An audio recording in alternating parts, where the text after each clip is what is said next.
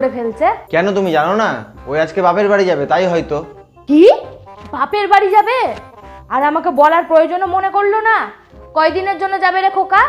আমাকে তো বলেছে 10 দিনের জন্য। এর আগের বারও 10 দিনের নাম করে পুরো 1 মাস গিয়ে বাপের বাড়িতে থেকে এসেছে।